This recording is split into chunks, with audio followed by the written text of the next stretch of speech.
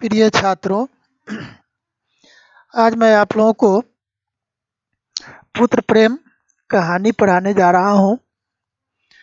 इसके लेखक है प्रेमचंद। इस कहानी में हम लोग देखेंगे कि किस प्रकार से बाबू चैतन्य दास पैसा के लोभ में अपने पुत्र को गंवा देते हैं और जब उन्हें बाद में यह समझ आता है कि यदि मैं अपने पुत्र के इलाज पर खर्चा किया होता तो आज मेरा पुत्र मेरे सामने होता। यदि खर्च करने के बाद वह नहीं बचता तो अफसोस भी नहीं होता कि उन्होंने उसे बचाने की कोशिश नहीं की। तो इस कहानी में हम लोग यही देखेंगे कि किस प्रकार से आदमी समाज के डर से, परिवार के डर से थोड़ा बहुत खर्च करता है, लेकिन यहाँ खास करके ये बताने की कोशिश की गई है कि जो बाबू चैतन्य दास हैं वह कहीं भी पैसा खर्च करने के पहले कई बार सोचते हैं कि पैसा खर्च करने से कुछ लाभ होगा या नहीं। यदि उन्हें समझ में आ जाता कि पैसा खर्च करने से लाभ नहीं होने वाला है, कोई फायदा नहीं होने वाला है, तो वे चाहे जितना भी गंभीर मामला हो, जितना ही सीरियस मैटर हो, लेकिन वे उस पर खर्च करना पसंद नहीं करते थे। तो यहाँ समय गंवाए बिना हम लोग पाठ पर ही आ जाते हैं। तो देखिए, यहाँ बाबू चैतन्य दास ने अर्थशास्त्र खूब पढ़ा था और केवल पढ़ा ही नहीं था, उसका यथायोग्य व्यवहार भी करते थे। यहाँ देखिएगा, ये व्यवहार का स्पेलिंग जो है ये गलत लिखा हुआ है, ये देखिएगा, है ना, व्यवहार लिखा है, होता है व्यवहार। तो अर्थशास्त्र खूब पढ़ा था, कहने का मतलब यह है कि उन्होंने इकोनॉमिक्स खूब पढ़ा था। और आप सभी जानते हैं कि इकोनॉमिक्स जो है, अर्थशास्त्र जो है, उसमें धन के बारे में, रुपए पैसे के बारे में ही ज़्यादा पढ़ाया जाता है और उसमें इसी विषय की जानकारी दी जाती है। तो कहने का मतलब यह है कि चैतन्य दास अर्थशास्त्र खूब पढ़े थे और पढ़े ही नहीं थे, अर्थशास्त्र में जो कुछ उन्होंने पढ़ा था उसी के अनुसार वे अपने जीवन में व्यवहार भी करते थे। पेशा से वकील थे, 2-3 गांवों में उनकी जमींदारी भी थी, बैंक में भी कुछ रुपए थे। तो कहने का मतलब है कि पेशा से वकील थे, वहाँ से आमदनी होती थी, 2-3 गांव की जमींदारी थी, वहाँ से भी आमदनी होती थी, बैंक में भी कुछ रुपए पैसे जमा थे। अब यह सब उसी अर्थशास्त्र के ज्ञान का फल था। कहने का मतलब कि अर्थशास्त्र का उन्हें पूरा ज्ञान था, इसी के कारण वे इतना सोच समझ करके और कहाँ कहाँ से आमदनी हो सकती है, किस प्रकार से आमदनी की जा सकती है, उस पर ध्यान देते थे। जब कोई खर्च सामने आता तब उनके मन में स्वभावतः प्रश्न होता था। क्या प्रश्न होता था? इससे स्वयं मेरा उपकार होगा या किसी अन्य पुरुष का? तो जैसे ही कुछ खर्च करने का सवाल आता तो उनके मन में स्वभावतः, स्वभावतः का मतलब होता है नेचुरली, स्वभावतः का मतलब क्या हुआ? नेचुरली। तो इनके मन में यह प्रश्न आता था कि जो मैं खर्च करूंगा उससे मेरा उपकार मतलब भला होगा या किसी दूसरे का भला होगा। यदि दो में से किसी का भी उपकार न होता तो वे बड़ी निर्दयता से उस खर्च का गला दबा देते थे। कहने का मतलब यह हुआ कि यदि वे खर्च करेंगे और उस खर्च से या तो उनका फायदा हो या किसी और का हो, लेकिन फायदा होना ही चाहिए, चाहे उनका हो या किसी और का हो, लेकिन फायदा होना ही चाहिए, दोनों में से किसी एक का। और यदि ऐसा नहीं होता है तो आराम से उस खर्च का गला निर्दयता पूर्वक दबा देते थे। कहने का मतलब कि उस पर खर्च ही नहीं करते थे। व्यर्थ को वे विष के समान समझते थे। अर्थशास्त्र के सिद्धांत उनके जीवन स्तंभ हो गए थे। कहने का मतलब कि कोई भी खर्च यदि व्यर्थ हो तो उस खर्च को वे विष पॉइजन के समान समझते थे। अर्थशास्त्र का जो सिद्धांत है, जो प्रिंसिपल है, वह उनके जीवन का स्तंभ बन गया था। कहने का मतलब कि अर्थशास्त्र का सिद्धांत जो कहता था, इकोनॉमिक्स का जो प्रिंसिपल जो कहता था, उसके आधार पर ही वे अपना जीवन चलाते थे। अब आइए आगे देखते हैं। बाबू साहब के दो पुत्र थे। बड़े का नाम प्रभुदास था, छोटे का शिवदास। दो बेटे थे। बड़ा का नाम प्रभुदास, छोटे का शिवदास। यहाँ एक्सप्लेन करने के लिए कुछ है नहीं। दोनों कॉलेज में पढ़ते थे। उनमें केवल एक श्रेणी का अंतर था। एक श्रेणी का अंतर था मतलब दोनों में एक क्लास का अंतर था। उदाहरण के तौर पर ले ले, एक बड़ा वाला यदि 5 में था तो छोटा वाला 4 में। ये उदाहरण के तौर पर मैं ले रहा हूँ, ऐसे दोनों कॉलेज में पढ़ते थे। तो उदाहरण के तौर पर ले लीजिए कि एक यदि फर्स्ट ईयर में था तो दूसरा सेकेंड ईयर में। दोनों ही चतुर मतलब चालाक, होनहार युवक थे, किंतु प्रभुदास पर पिता का स्नेह अधिक था। लेकिन दोनों होनहार थे, दोनों अच्छे थे, लेकिन प्रभुदास पर उनका विशेष स्नेह था।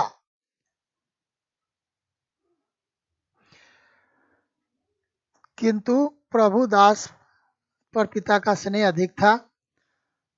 उसमें सदुत्साह की मात्रा अधिक थी और पिता को उसकी जात से बड़ी बड़ी आशाएं थी। कहने का मतलब यह है कि जो बड़ा बेटा प्रभुदास है उस पर पिता का ज़्यादा स्नेह था।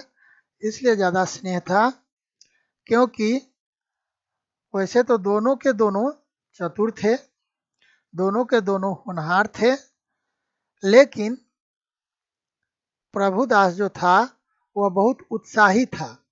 जो भी काम करता था वह बहुत ही जोश के साथ करता था, इसलिए पिता का उस पर ज़्यादा स्नेह था। वे उसे विद्योन्नति के लिए इंग्लैंड भेजना चाहते थे। यहाँ एक शब्द है विद्योन्नति, इसका मतलब है विद्या में उन्नति करने के लिए, पढ़ाई में प्रोग्रेस करने के लिए। यहाँ देख लीजिएगा, और जहाँ मैं जोर दे करके बता रहा हूँ, समय दे करके बता रहा हूँ, हाईलाइट करके उसको लिख लीजिएगा। विद्योन्नति के लिए मतलब पढ़ाई में आगे प्रगति करने के लिए, प्रोग्रेस करने के लिए इंग्लैंड भेजना चाहते थे। उसे बैरिस्टर बनाना उनके जीवन की सबसे बड़ी अभिलाषा थी। उनकी इच्छा थी कि बेटा को बैरिस्टर बनावे, इसलिए उसे पढ़ने के लिए इंग्लैंड भेजना चाहते थे।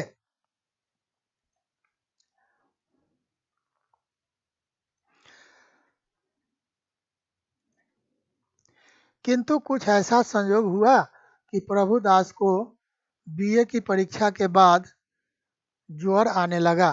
किंतु कुछ ऐसा संयोग हुआ कि प्रभुदास को बीए की परीक्षा के बाद ज्वर मतलब बुखार आने लगा। डॉक्टरों की दवा होने लगी। 1 मास तक नित्य मतलब रोज, नित्य मतलब रोज, यहाँ देखिए नित्य मतलब रोज डॉक्टर साहब आते, डॉक्टर साहब आते रहे पर ज्वर में कमी न हुई। कहने का मतलब कि जब प्रभुदास को बुखार हो गया तो उसका इलाज शुरू हुआ। रोज डॉक्टर आते थे, उसका इलाज करते थे, लेकिन उसके बुखार में किसी प्रकार की गिरावट नहीं आई। तो दूसरे डॉक्टर का इलाज होने लगा, पर उससे भी कुछ लाभ नहीं हुआ। दूसरे डॉक्टर के इलाज से भी कुछ फायदा नहीं हुआ। प्रभुदास दिनों दिन क्षीण होता चला जाता था। कहने का मतलब कि दिनों दिन क्षीण, क्षीण मतलब कमजोर, इसको नोट कर लीजिएगा। क्षीण मतलब कमजोर होता चला जा रहा था। उठने बैठने की शक्ति न थी।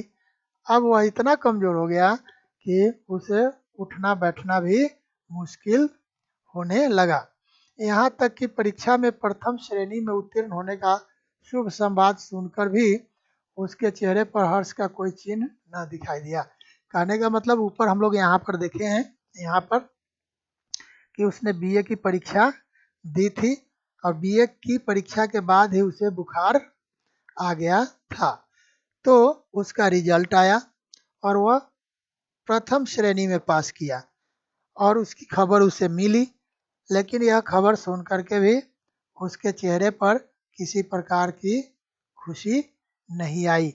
वह सदैव, सदैव मतलब हमेशा गहरी चिंता में डूबा रहता था। वह चिंतित रहता था। उसे अपना जीवन बोझ सा जान पड़ने लगा। मतलब अपना जीवन ही उसे भारी लगने लगा, जो अपने जीवन से निराश होने लगा। एक रोज चैतन्य दास ने, चैतन्य दास वही प्रभुदास और शिवदास के पिता, डॉक्टर साहब से पूछा, यह क्या बात है कि 2 महीने हो गए और अभी तक दवा का कोई असर नहीं हुआ। उन्होंने डॉक्टर से पूछा कि ये क्या बात है, आप क्या इलाज कर रहे हैं, 2 महीने हो गए, 2 महीने से इलाज कर रहे हैं और दवा का कोई असर प्रभाव नहीं पड़ रहा है। डॉक्टर साहब ने संदेहजनक उत्तर दिया, डाउटफुल, संदेहजनक। यहाँ ये एक शब्द है संदेहजनक, इसका मतलब होता है डाउटफुल उत्तर दिया। क्या दिया? मैं आपको संशय में नहीं डालना चाहता। संशय का मतलब होता है कंफ्यूजन। मैं आपको, ये संशय का मतलब है कंफ्यूजन। मैं आपको कंफ्यूजन में डालना नहीं चाहता। मेरा अनुमान है कि यह ट्यूबरक्लोसिस है। कहने का मतलब कि डॉक्टर ने कहा कि मुझे लग रहा है कि शायद इन्हें टीबी, ट्यूबरक्लोसिस टीबी की बीमारी को कहते हैं, है।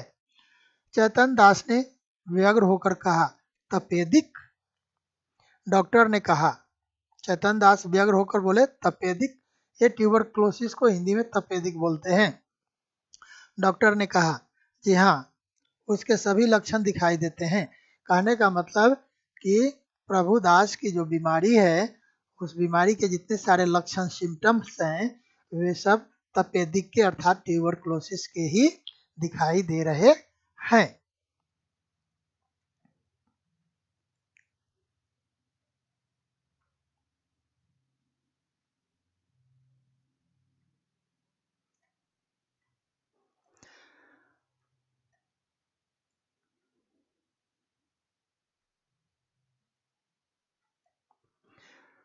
चैतन्य दास ने अविश्वास के भाव से कहा, जैसे डॉक्टर की बात पर विश्वास ही न हुआ हो। यहाँ अविश्वास के भाव का मतलब है कि जैसे आपको सामने वाले की बात पर विश्वास ही न हुआ हो। कहा, अविश्वास के भाव से क्या कहा? मानो उन्हें कोई विस्मयकारी बात सुन पड़ी हो। तपेदिक हो गया, उन्होंने विस्मयकारी बात सुन ली हो, मतलब कोई सरप्राइजिंग बात सुन ली हो, ऐसा उनको लगा और उन्होंने कहा, तपेदिक हो गया। डॉक्टर ने खेद प्रकट हुए कर डॉक्टर ने खेद प्रकट करते हुए कहा, दुख प्रकट करते हुए कहा, यह रोग बहुत ही गुप्त रीति से शरीर में प्रवेश करता है। डॉक्टर ने कहा कि यह जो तपेदिक अर्थात ट्यूबरक्लोसिस का जो रोग है, डिजीज है, वह शरीर में गुप्त, सीक्रेट ढंग से घुस जाता है और आदमी को पता भी नहीं चलता है। जब यह पूरी तरह से आदमी को जकड़ लेता है तब जाकर उसे पता चलता है कि उसे ट्यूबरक्लोसिस हुआ है। चैतन्य दास बोले, क्या बोले? मेरे खानदान में तो यह रोग किसी को न था। कहने का मतलब कि यह रोग जब आपके परिवार में किसी को होता है तब आने वाली पीढ़ी में यह रोग लगता है। तो उन्होंने कहा कि मेरे खानदान में तो यह रोग ट्यूबरक्लोसिस का रोग तो किसी को था नहीं, तो फिर इसको कैसे हो गया? डॉक्टर ने कहा संभव है मित्रों से इसके जर्म मिले हों। कहने का मतलब कि हो सकता है कि इनके जो फ्रेंड हैं उनसे यह जर्म कीटाणु इनके शरीर में आ गया होगा। चैतन्य दास कई मिनट तक सोचने के बाद बोले, अब क्या करना चाहिए? तो चैतन्य दास बहुत देर तक सोच करके डॉक्टर से सलाह मांगते हैं कि अब हमें क्या करना चाहिए। डॉक्टर ने कहा दवा करते रहिए, अभी फेफड़ों तक असर नहीं हुआ है, इनके अच्छे होने की आशा है। डॉक्टर ने कहा कि दवा करते रहिए, अभी ये जो जर्म्स है जो ट्यूबरक्लोसिस के वो फेफड़े, फेफड़े का मतलब होता है लंग्स, फेफड़े का मतलब होता है लंग्स, तो ये अभी लंग्स तक नहीं पहुंचा है, इसलिए ठीक होने की आशा है। चैतन्य दास बोले आपके विचार में कब तक दवा का असर होगा? उन्होंने पूछा कि दवा करते रहूंगा तो कितने दिनों में दवा का प्रभाव दिखने लगेगा? डॉक्टर ने कहा निश्चय पूर्वक नहीं कह सकता, मैं तो कॉन्फिडेंटली नहीं कह सकता कितने दिन लगेगा, लेकिन 3-4 महीने में ये स्वस्थ हो जाएंगे, लेकिन 3 से 4 महीने में ठीक हो जाएंगे। जाड़ों में इस रोग का जोर कम हो जाया करता है। कहने का मतलब कि जब विंटर का सीजन आ जाता है तो विंटर के सीजन में ये ट्यूबरक्लोसिस का जो जोर है वह कम हो जाता है। चैतन्य दास फिर बोले अच्छे हो जाने पर ये पढ़ने में परिश्रम कर सकेंगे? उन्होंने पूछा कि जब अच्छा हो जाएगा तो जिस प्रकार से अभी पढ़ाई लिखाई पर परिश्रम कर रहा है, मेहनत कर रहा है, जितना ध्यान दे रहा है उतना ध्यान दे पाएगा या नहीं? डॉक्टर ने कहा मानसिक परिश्रम के योग तो ये शायद ही हो सके। कहने का मतलब कि मेंटल लेबर करने लायक ये शायद ही हो पाएंगे। कहने का मतलब यह हुआ कि जो ट्यूबरक्लोसिस का जो रोगी होता है वह यदि उसका ट्यूबरक्लोसिस ठीक भी हो जाता है तो वह उतना मेंटल वर्क नहीं कर पाएगा जितना एक हेल्दी आदमी मेंटल वर्क कर पाता है। चैतन्य दास बोले किसी सेनेटोरियम में भेज दूं तो कैसा हो? है ना? कहा कि किसी सेनेटोरियम में, यहाँ मीनिंग भी ब्रैकेट में लिखा हुआ है, पहाड़ी स्वास्थ्यालय। कहने का मतलब कि पहाड़ी इलाके में जहाँ स्वास्थ्य लाभ लेने के लिए आदमी जाते हैं और 2-4 महीना वहाँ रहते हैं, वहाँ की हवा और पानी में, तो उनके स्वास्थ्य में सुधार हो जाता है। तो चैतन्य दास का भी यही मानना है कि यदि वहाँ भेज दिया जाए तो कैसा रहेगा। डॉक्टर से राय ले रहे हैं। तो देखिए डॉक्टर क्या कहते हैं।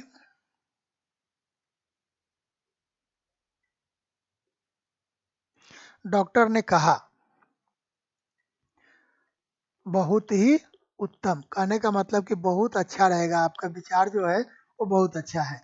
फिर चैतन्य दास ने पूछा तब ये पूर्ण रीति से स्वस्थ हो जाएंगे? फिर पूछे कि इसके तब जब मैं वहाँ सेनेटोरियम में भेज दूंगा तो यह पूरी तरह से स्वस्थ हो जाएगा? फिर डॉक्टर कहते हैं हो सकते हैं, लेकिन इस रोग को दबा रखने के लिए इनका मानसिक परिश्रम से बचना अच्छा ही होगा। डॉक्टर ने कहा कि हाँ ठीक हो सकते हैं, लेकिन यह रोग फिर आ सकता है, इसलिए इस रोग को सबसाइड करके रखने के लिए, दबा करके रखने के लिए मानसिक परिश्रम से अर्थात मेंटल वर्क से बचना अच्छा रहेगा। चैतन्य दास नैराश्य भाव से, नैराश्य भाव का मतलब हुआ डिसअपॉइंटेड होकर के बोले, अब तो इनका जीवन ही नष्ट हो गया। कहने का मतलब कि इतना खर्च भी करें, ये ठीक भी हो जाएगा और उसके बाद भी यह मेंटल वर्क नहीं कर पाएगा, पढ़ाई लिखाई नहीं कर पाएगा, तब तो इसका जीवन ही नष्ट हो गया। गर्मी बीत गई, बरसात के दिन आए, प्रभु दास की दशा दिनों दिन बिगड़ती गई।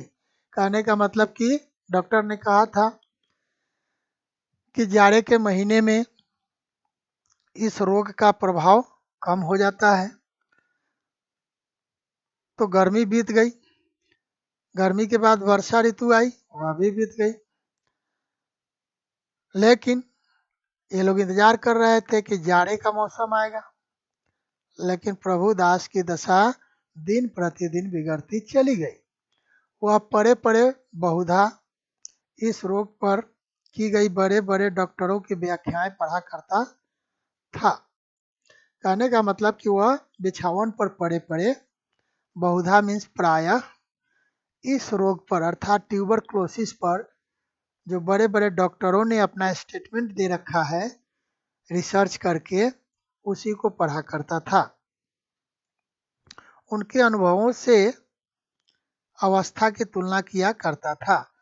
तो डॉक्टर लोग जो अपने स्टेटमेंट में बताते थे कि तपेदिक रोग के क्या क्या लक्षण हैं, उसका क्या नुकसान होता है, शरीर पर क्या प्रभाव पड़ता है, मानसिक स्थिति पर क्या प्रभाव पड़ता है, ये सब जब पढ़ता था तो अपने स्वास्थ्य से कंपेयर करता था, मिलाता था। पहले कुछ दिनों तक तो वह अस्थिर चित्त सा हो गया था, अस्थिर चित्त सा हो गया था, जिसका मन शांत नहीं होता। अस्थिर चित्त का मतलब होता है मन शांत न रहना। ये देखिए अस्थिर चित्त है ना, तो इसका मतलब होता है मन शांत न रहना। तो कुछ दिनों तक तो उसका मन शांत ही नहीं रहता था। 2-4 दिन भी दशा संभली रहती तो पुस्तकें देखने लगता, और 2-4 दिन के लिए उसे थोड़ा आराम हो जाता तो वह किताब लेकर पढ़ना शुरू कर देता, अर्थात मेंटल लेबर, मानसिक परिश्रम करना शुरू कर देता और विलायत यात्रा की चर्चा करता। विलायत मतलब विदेश यात्रा की चर्चा करता। 2-4 दिन भी ज्वर का प्रकोप बढ़ जाता तो फिर जीवन से निराश हो जाता। अब फिर जब वो मानसिक परिश्रम करने लगता, मेंटल वर्क करने लगता, किताब पढ़ने लगता, तो फिर उसका बुखार बढ़ जाता। कहने का मतलब कि उसकी तबीयत और खराब हो जाती। किंतु कई मास के पश्चात जब उसे किंतु कई मास के पश्चात, पश्चात मतलब बाद, पश्चात मतलब बाद, जब उसे विश्वास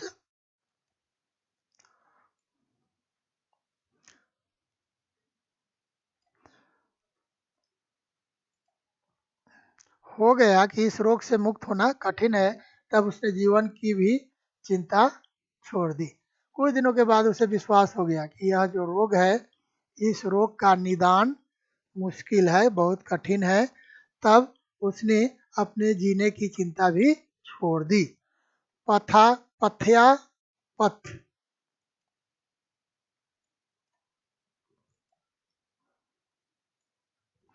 पथया पथ का विचार न करता।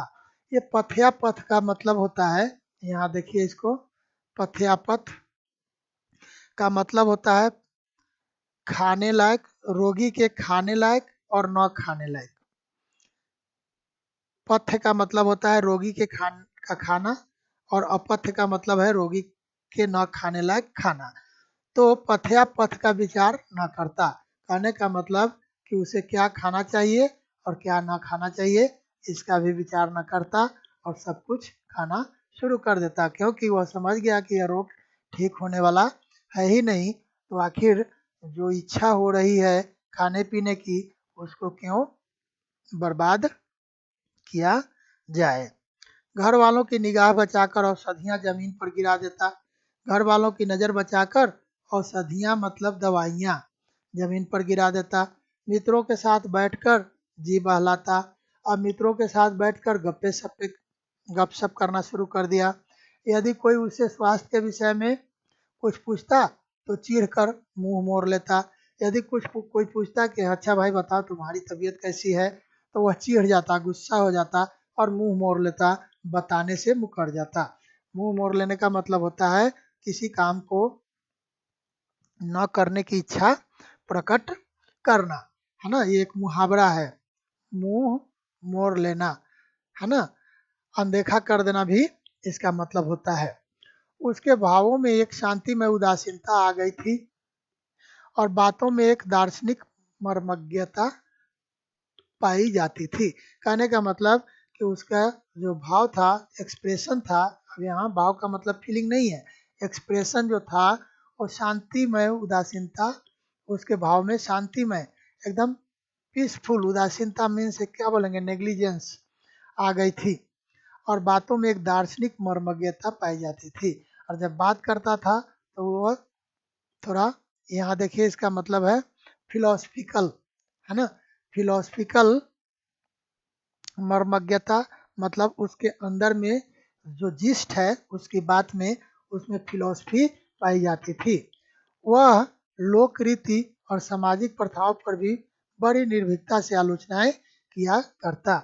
लोक रीति जो हमारे सोसाइटी की जो रीति है, जो तौर तरीका है, उसको लोक रीति बोलते हैं। सोसाइटी के जो तौर तरीके हैं, समाज के जो तौर तरीके हैं, उसको लोक रीति बोलते हैं। उस पर और समाज की जो प्रथाएं हैं, जो कस्टम है, रीति है, रिवाज है ना, जो ट्रेडिशन है, उस पर बड़ी निर्भीकता से निडर होकर के आलोचनाएं मतलब क्रिटिसिज्म, ऐसे कहिए डिबेट भी कह लीजिए, है ना, क्रिटिसिज्म किया करता था। यद्यपि बाबू चैतन्य दास के मन में रह रहकर शंका उठा करती कि जब परिणाम विदित ही है तब इस प्रकार धन अपव्यय करने से क्या लाभ। अब इधर उसके पिताजी जो है चैतन्य बाबू, उनके मन में रह कर यह शंका उठती कि परिणाम मतलब रिजल्ट, विदित मतलब नोन, विदित मतलब नोन, है ना। विदित का मतलब हुआ ज्ञात, मालूम ही है, तो उस पर धन का अपव्यय, अपव्यय का मतलब होता है फिजूल खर्ची। ये अपव्यय शब्द है, इसका मतलब होता है फिजूल खर्ची करने से क्या लाभ। तथापि वे कुछ तो पुत्र प्रेम और कुछ लोक मत के भय से धैर्य के साथ दवा तर्पण करते जाते थे। लेकिन लोग क्या कहेगा, पहले कुछ तो बेटा के प्रति, पुत्र के प्रति मोह है, प्रेम है, और कुछ लोग क्या कहेंगे, लोक मत के भय से का मतलब हुआ, यह लोक मत के भय से का मतलब क्या हुआ कि लोग क्या कहेंगे, इस डर से उस उसका इलाज करवाते जा रहे थे, दवा दारू करते जा रहे थे। जाड़े का मौसम था। चैतन्य दास पुत्र के सिरहाने बैठे हुए डॉक्टर साहब की ओर प्रश्नात्मक दृष्टि से देख रहे थे। ठंडा का महीना था, बेटा बीमार है, उसके सिरहाने बैठे हुए हैं, डॉक्टर खड़ा है, डॉक्टर की ओर देख रहे हैं और प्रश्नात्मक दृष्टि से मतलब प्रश्न पूछने की नज़र से डॉक्टर की तरफ देख रहे थे। जब डॉक्टर साहब टेम्परेचर लेकर कुर्सी पर बैठे तब चैतन्य दास ने पूछा, अब तो जाड़ा आ गया, आपको कुछ अंतर मालूम होता है। डॉक्टर ने थर्मामीटर लेकर जब उसका बुखार जांच लिया, टेम्परेचर ले लिया, तो कुर्सी पर जब डॉक्टर बैठ गए तो चैतन्य दास ने पूछा कि अच्छा डॉक्टर साहब बताइए, अब तो जाड़ा आ गया और आपने कहा था कि जाड़ा में इसका प्रभाव कम हो जाता है, तो आपको कुछ अंतर मालूम पड़ रहा है।